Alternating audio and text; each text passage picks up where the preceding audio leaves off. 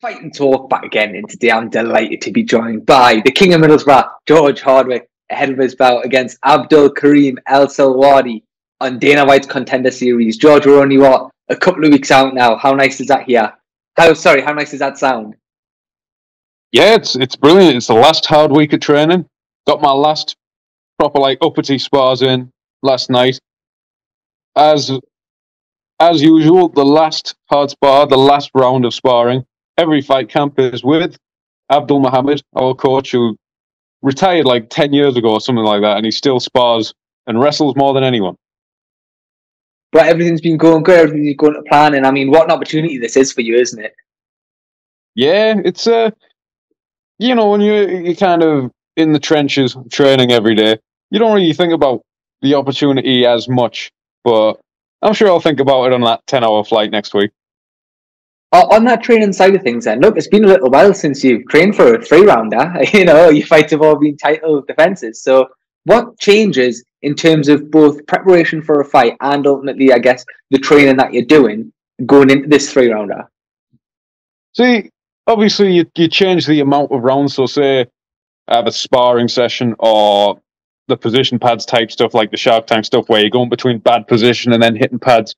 That obviously changes. I don't do as many rounds. It's just staying more explosive. With that being said, in my Cage Warriors defenses, I've been getting the finish in the second round or the first round. So it's not like I have to change absolutely everything. It's just a few little changes to make sure I'm still as explosive as needs be. For some people, I think, especially if they spend their whole time fighting maybe on the domestic scene before going on to a Contender Series, there's a chance that they face a lot of just that fellow countrymen as opposed to fighting fighters all around the world. Through your opportunities with Cage Warriors and with other promotions, you fought the likes of Kyle O'Driscoll, an American, whose style is very different to what you get in Britain. Of course, Leah's last time out as well, another very different style and maybe something you'd find over here. How much do you think fighting these best guys from around the world has really helped in preparation for going into this and knowing that you can take on any style from wherever they may be? Yeah, it's that's vital, and it's because I've been saying yes to every opportunity, even as champion. So, Kyle Driscoll was the biggest test, probably still the biggest name, resume that I've got on my record, and that was to win the belt. But after that, I was still saying yes to everyone. Like when my first defense was against Chris Bungard, and they just floated the opportunity around. Would you want to defend in 4 weeks' time? Understand. If not, it's only 4 weeks. I'm like, yes, please. And then I said yes immediately to Leassi. So then, even before I got the title, someone I was supposed to be fighting for the title, he pulled out, had some issues 2 weeks before it. So I still took a fight before getting to the title, and all these extra fights that I've taken and been like, yes, I'll take that. I'm not going to put myself on the shelf and think I deserve a title shot or I deserve this UFC opportunity. Because of being so active fighting everyone, it just pays dividends every time I step in there. I know we've spoke about this quite a bit, so I feel like I almost know the answer, what it's going to be before I ask it, but is that mentality of, yes, I want to fight, ultimately the reason that you did go for this Contender Series, as opposed to maybe, as we've seen with champions in the past, trying to wait it out and wait for that UFC contract to come? See, I never wait it out. I never like to wait it out, because you've only got so long to fight. You've got a limited period. I don't want to be like some of these people who sat out 1 or 2 years. That's 1 or 2 years you could have been competing and just having the experience of fighting, which is the best thing.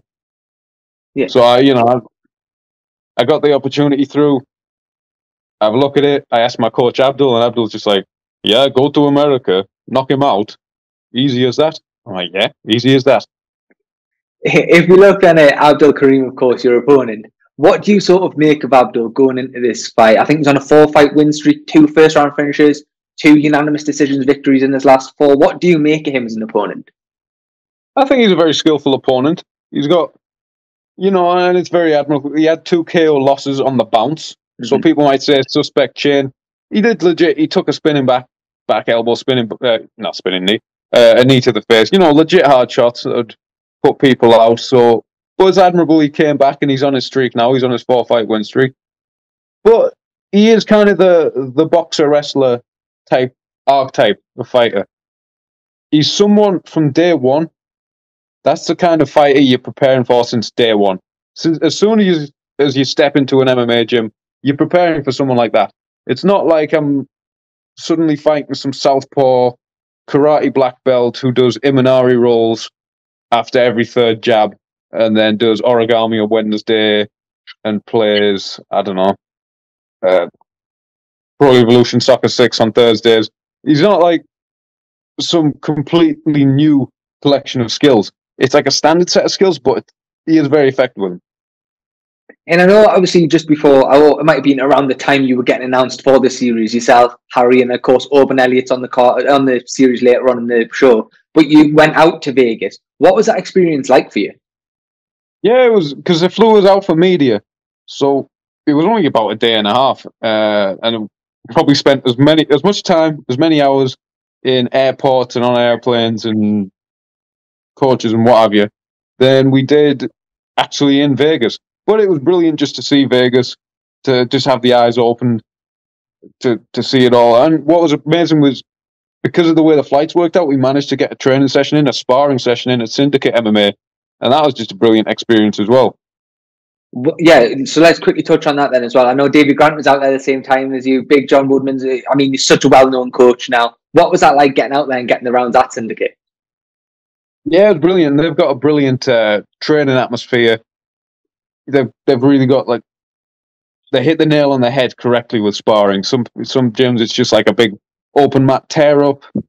Some gyms it's too wishy-washy. They just hit like a perfect level. They know what they're doing, and it's really well organized. Even on a big mat with lots of different people, they've organized it so it's not like this guy's crashing into that guy, this guy's crashing into that guy. And I got a nice mix of people to spar with. And it's just really, like, interesting to get those spars in so far away from home. It was actually interesting that me and Harry live about 30 minutes away from Davy Grant. First time Harry and Davy Grant ever sparred was in Vegas. Yeah, Harry had mentioned that as well. He was saying it was crazy, like when I'd spoke to him a couple of weeks ago. And there was something else he mentioned that I actually want to get your opinion on. He'd said when you both first went into the octagon, the UFC cage, to have that first feel about, there was almost this feeling of familiarity. It's something you've grown up around. It's something you've been watching for years. What was that experience like for you when you first went in that octagon? See, some people get deep into kind of falsy, weird visualization stuff, and they'll walk in the cage and they take a breath in and they imagine people sat around and Dana sat around and they're just really having an exercise of their imagination. To be honest, we stepped in that UFC Apex cage and just thought, oh, let's have a fuck about. We just started spinning around, windmilling, having play spars with each other, throwing spinning kicks at each other. It's just immediately like, let's just fuck about. Let's have a play. If we rewind the clock, and because look, there's no taking away from how big of an opportunity this is. But I think one of the first times we had you on the channel was in Spending My Leisure Centre, just after you beat Robin Roos on Shogun Show, which is years ago now. For you to look back, I guess, and look at that show in front of a couple of hundred people, to where your career has taken you in what is, let's be honest, a relatively short space of time, because you've been so active. Just how proud are you? Just how far you've came in this sport so far? I don't really sit and look around and be proud of this, be proud of that, because it's that Shoshin kind of beginner's mentality of, I've got this shit to work on. I've got this shit to work on. I've got this shit to work on. So maybe that sitting around and being proud of what I've done will come one day. But there's just too much. There's too much to work on myself. There's too much to organize with me and Harry's training. And then the gym, which is just exploding at the minute. MFA is just bouncing with new students all the time. And I just love to see it. There's a bit too much going on to kind of be proud of it at the minute. I'm sure that'll come one day, years from now. But right now, there's just too much to do. I love it. How difficult is that to juggle then, having coaching a gym, like you say, it's absolutely flying at the minute, Middlesbrough Fight Academy. How difficult is it juggling the coaching aspect of that, possibly doing one-to-ones, private sessions, along with having a life away from the gym and training for your own fight? See, I do love coaching, and there's little things I've come up with whilst coaching and connections I've made whilst coaching that I've carried over into the fight, and I've made kind of almost use people as little test dummies. Oh, I'll try and show him this technique and see how he learns it and see how it works. I've pulled some of them off in fights, different stuff, different feints off the liver shot and what have you. And I really do love that. But thankfully, we're in a position where if we need to go and train somewhere else, get a few days, train somewhere else, we can do that. There's Abdul teaching at the gym. There's different people who can teach at the gym. But I never really view it as it getting in the way. I think it all adds. Even when you're holding pads, you're always seeing stuff. It's always making connections in your head. You're always, you're kind of teaching people your own game, so you're kind of analyzing your own game, and then you know your own weaknesses, and then you can kind of change it, or you teach people the other style to what you have. You might have a certain style, but you teach people an opposite style, and then you learn about other styles. It's very intricate. I never really view it as a hindrance. Oh, I'll knock back, 1-to-1s and stuff like that, which has a bit of an impact on the body, close before these big fights, which is just the thing to do. But other than that, I don't really view it as one getting in the way of the other. If we look at then that support network and structure you've got around you, look, of course, Harry Hardwick, your brother, he's flying himself at the minute at Cage Warriors. I know that he sort of plays a big part in helping you game plan for these fights. Abdul Muhammad, a guy who's been your coach now for years and years. And then, of course, your family as well. I know your girlfriend's very supportive. I think she trains now as well, and she was at the TFT Inter Club. How important is having that structure around you? If people who can not only help you on your way, but can understand where you're coming from, because fighting at times, it can be, as much as I hate to say it can be a selfish sport where you've got to concentrate on yourself. So how important is it to have that structure and the right people around you on your journey? Yeah, I never really stop and realize it, but I am tremendously, tremendously lucky. I think it was a reel or a clip of Tom Aspinall came up recently, and he was saying, if someone's trying to asking me to go out drinking with them, the 2 weeks, 3 weeks asking me to go out drinking with them, I've just got to cut them off. If someone's trying to get me to go to the chippy and just have fish and chips 2 or 3 weeks in the trot, I've just got to cut them off. And I've never really thought about it, but I've never, ever had to do that. I've always just had supportive people around me that, whether it's people at the gym or family, it's just always been enhancing my training. So I'm very lucky. I've never had to do that. I've never had to be, this guy's asking me to go drink. Maybe it's because I grew up in such a nerdy PS2 focused way that I never really had that phase, and I never really built a social network of people who want to go out drinking. But, that's paid off. I mean, you may not have had a social network of people drinking, but that TikTok exploded. How's that been for you? Was that a conscious decision to go on there and really start to build your profile up on your social media? Or was it literally just something that's happened and you found a lot of fans really like the way you are? So when I first started, I thought, well, there's different stuff I can post, and it's, when I was first posting stuff, it's not like all the people who know me on Instagram and Facebook, it's people who know you. And then TikTok, it was more just, random people. So you get a bit more freedom to post this, that, and the other thing. And then once I've just been posting stuff regular on there, it's like, well, I may as well do these posts on Instagram as well. And, just to the point martial arts stuff. I never really did because when I first started that, I thought it was all dance trends and stuff.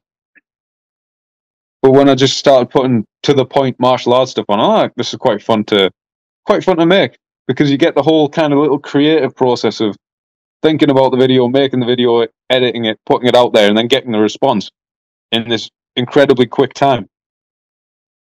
And I mean, it's been like crazy just to see that. Just the last few there as well, then, George, before you go. If we do go back to this fight, then obviously I know you can't go into details too much, but if we look skill set to skill set, you against Abdul, where do you see him trying to take the fight, and ultimately where do you see your strengths and advantages in this one? Yeah, I see him trying to go for the takedown. I don't know if he wants to hang around too long, especially he tried to strike a bit more, but then he got those 2 KO losses on the bounce, and then he went back to his wrestling, which was a smart thing. He's a really good wrestler. There's always the question mark with Contender Series. Does it make people... I've seen people, incredibly technical fighters otherwise, go on Contender Series and swing for the fences, and either it works or they get chinned. So there's always that question mark. Will he duck in for the takedown or will he swing? But either one opens up opportunities for me.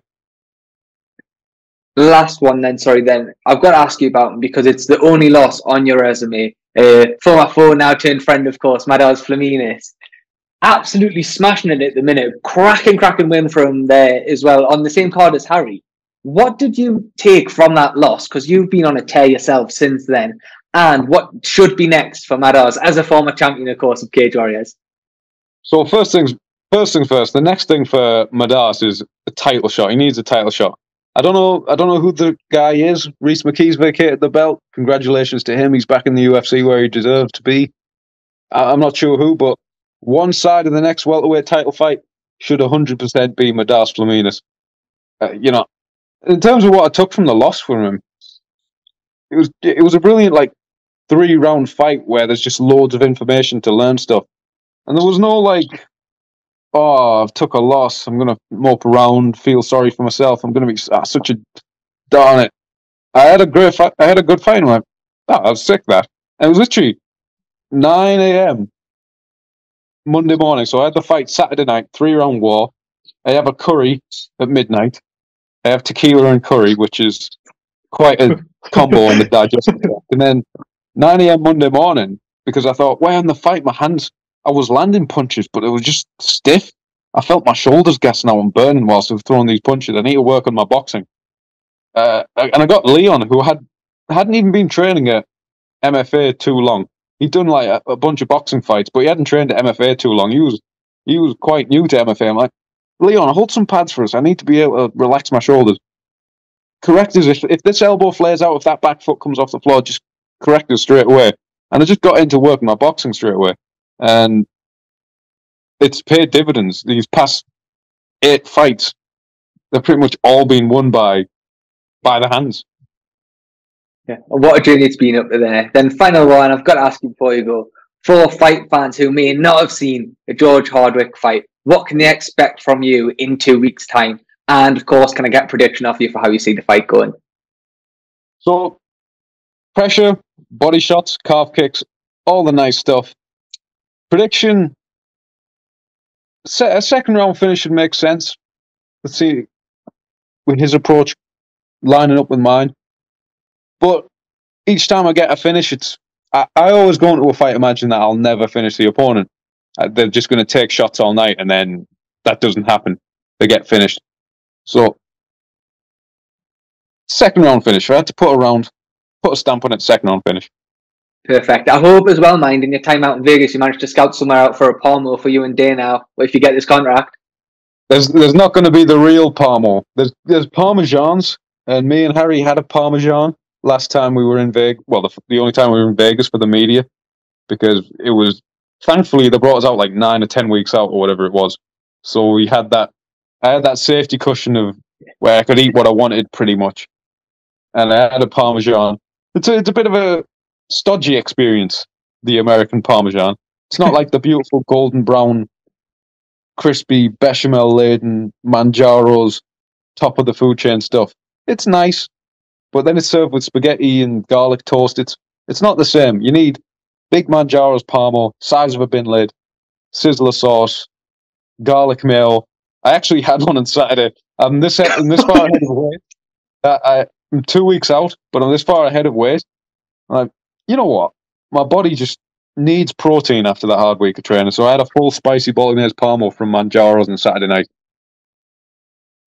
I don't even know if that's a price, George. I know that you can't go too long without it. I know the UFC, of course, have said they'll be back in the UK before the end of the year. So I think yourself, you're going to have to get Dana White 2 Manjaros to take him for his first Parmo.